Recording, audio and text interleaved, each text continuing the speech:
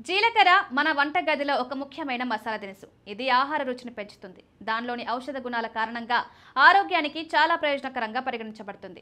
ఈ నీటిని ప్రభావవంతమైన గృహ నివారణగా పరిగణిస్తారు. ముఖ్యంగా యూరిక్ యాసిడ్ను నియంత్రించడంలో బాగా పనిచేస్తుంది.